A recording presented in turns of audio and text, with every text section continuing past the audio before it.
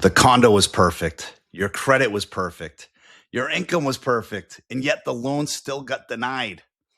Here's what nobody is talking about when people are looking out to buy condos in Florida. The lender isn't just reviewing you, they're reviewing the building and the property. So on August 3rd of this year, the rules are about to get harder. If you're shopping for a Florida condo right now, this video is a must see. You should watch this video to the end. So let me show you exactly what's killing these condo deals and what deals are still getting done. So the one thing that nobody's explaining right now is, one, two approvals happen when you're buying a condo.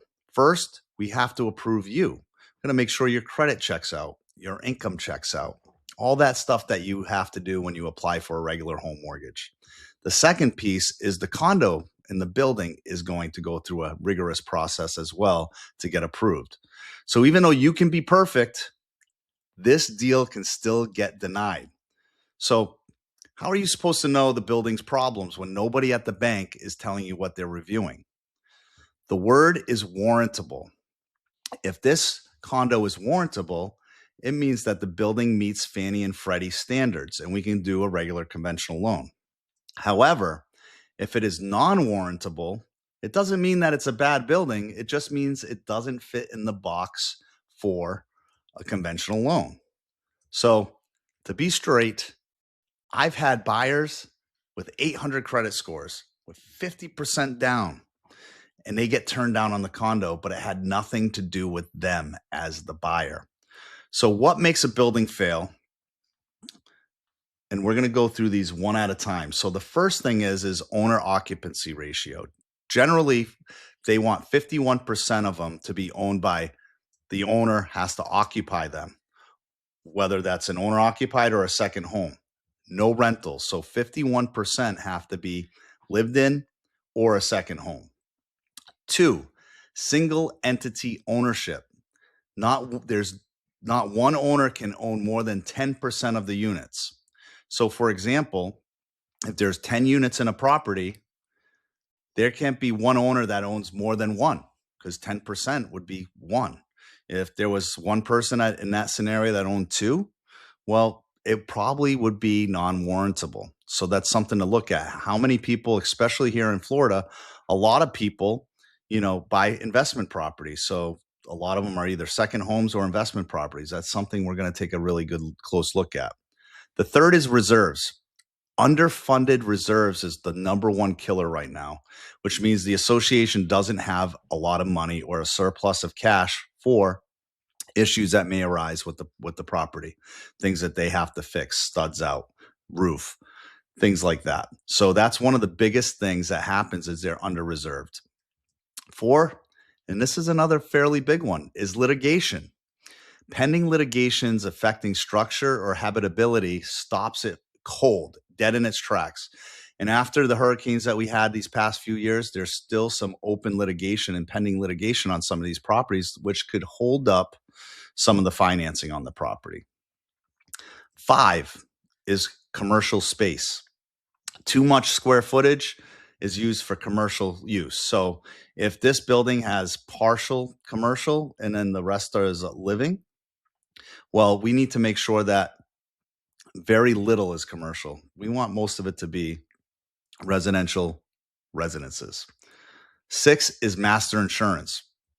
Inadequate coverage or deductibles, a lot of lenders will not accept. So we have to look at that coverage on the master insurance. Special assessments, active or pending, hitting the project's financials. This is a big one. So if there's any special assessments on the property, we need to make sure that we address that early on and quick. As any one of these 7 that we just talked about can kill the deal. And the buyer usually doesn't find out any of these within the first 3 weeks. And by that time, you've already paid for an appraisal. You've already paid for an inspection. So if we can mitigate some of this stuff and look at some of these issues up front and fix them early and find a solution early, then you're in a way better position and you didn't lose any money.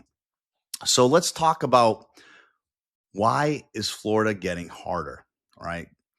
Well, if many of you remember back in 2022, there was a property called Surfside in Florida. And after Surfside, Florida passed this thing called the SB 4D, which was passed in 2022. And what that means is buildings that were 3 stories and up in certain ages had to do structural inspections and fund reserves properly.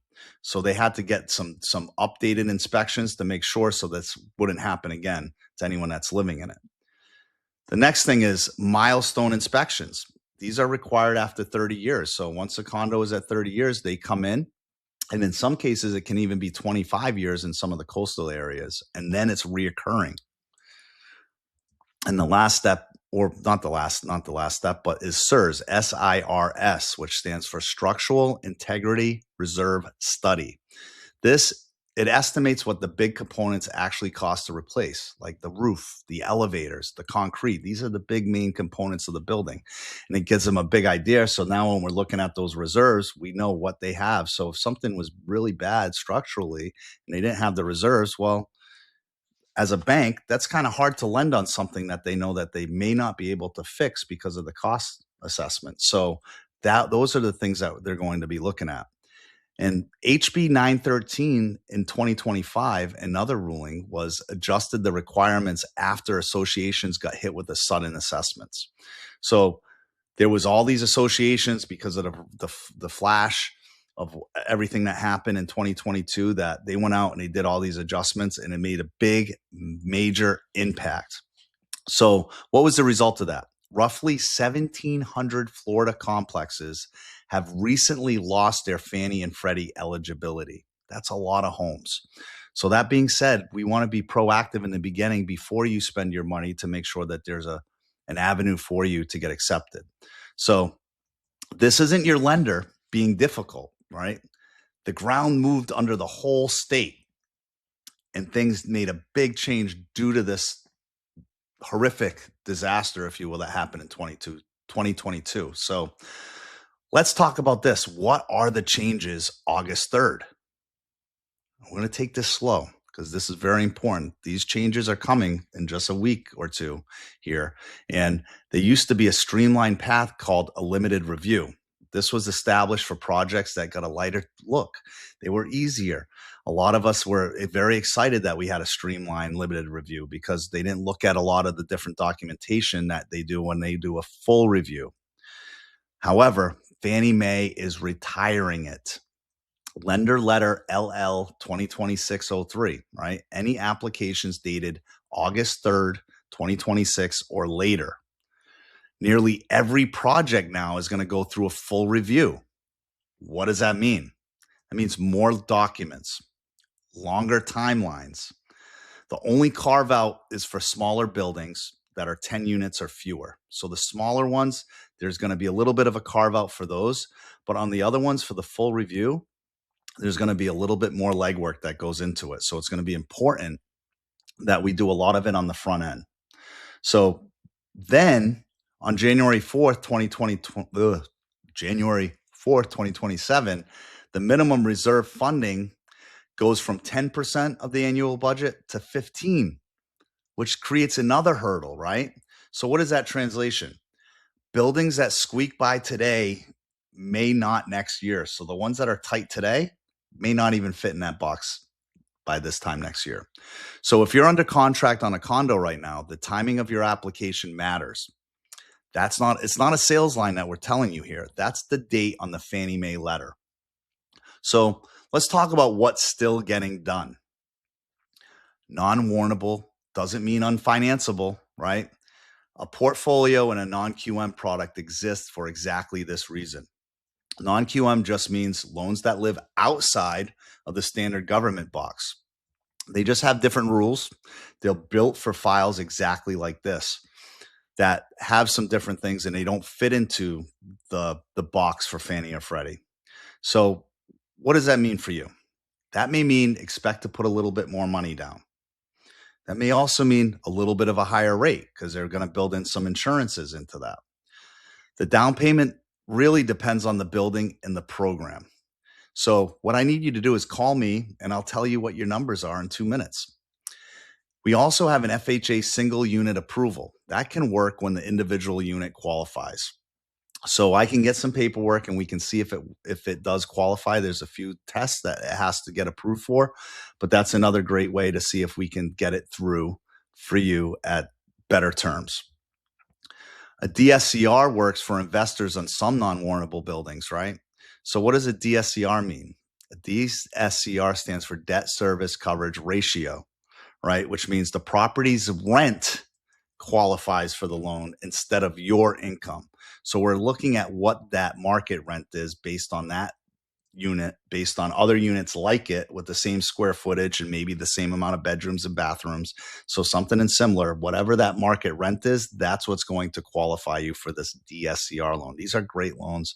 Probably 20 to 30% of my portfolio is working with investors and self-employed borrowers. So I love this program. I use it myself. I've used it on a condo that I actually own. So it's a great program, and I can share more about that on an offline call. And I got another video. If you stay tuned and you start liking some of these videos, there will be a good and a great DSCR video on here that you can watch. And another thing is a condo tells. They're their own category. We have financing for them, but they need specialized financing. So the question is this: what do you do before you make an offer? That's the big question. One is I would ask the listing agent, has this building financed conventionally in the last 12 months? That's a great question to ask and find out. Two, we're going to be proactive and we're going to get the HOA questionnaire, the Homeowners Association questionnaire. We're going to get that already filled out on the front end. We're going to get the last 2 years of the condo's budgets, right? And then 4, we're going to get the current CSRS report. 5, we're going to get the most recent milestone inspection report. The full report, not just a summary. We're going to get the full report that they're all required to get. So if they have it, we can get it and we can provide it on the front end and have it vetted out by our underwriters. 6 is we're going to get the master insurance policy, and we're going to get evidence of that, including all the wind and named storm deductibles on it. We want to see that, all their insurance paperwork. And 7, we're going to ask about any active special assessments or litigations that may be going on. So really, if we narrow this down, what we're going to do is we're going to ask 15 minutes of questions before you write an offer. And it's going to save you 3 weeks of work for nothing, possibly, and up to $2,000 for inspections and appraisal money. So this is what we're going to do.